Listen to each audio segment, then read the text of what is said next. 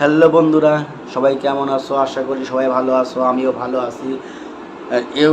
S Reza YouTube channel থেকে সকলকে স্বাগতম। আজকে তোমাদের সাথে আমি আলোচনা করতে এসেছি শাকিব খানের কিছু হিট মুভি নিয়ে।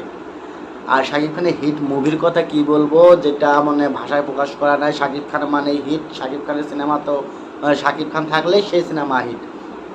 তো প্রথমেই শুরু করতে চাচ্ছি শাকিব খানের একটা সিনেমা, যে সিনেমাটা মানে এপারে বাংলায় সবচেয়ে জনপ্রিয় সিনেমা ছিল, সেটা হলো কোটি টাকার কাবিন। কোটি টাকার কাবিন, এখানে ডিপজল ভাই অভিনয় করেছে ছোট্ট দিঘি, মানে আরও অনেকেই।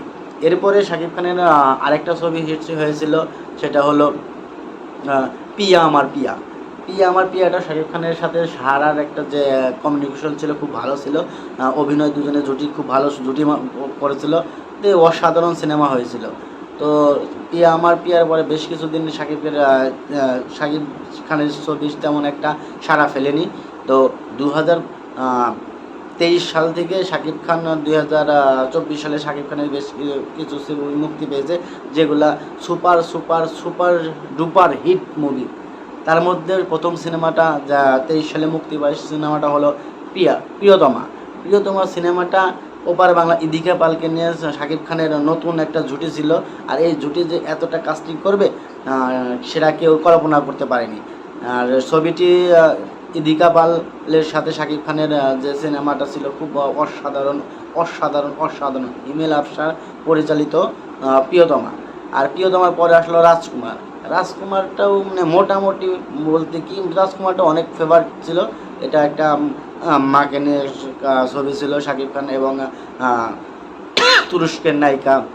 অনেক সুন্দর একটা ছবি, অনেক সুন্দর অনেক সুন্দর অনেক ভালো লাগছে। যারা মাকে ভক্ত করে ঠিক তাদের জন্য এই সিনেমাটা ছিল। এটাও হিমেল আশরাফের পরিচালিত খুব ভালো সিনেমা ছিল। তারপরে তৃতীয়তে সিনেমা আসলো 2024 সালের প্রথম দিকে যে ছবিটা, সেটা হলো তুফান। তুফান মানেই তো তুফান।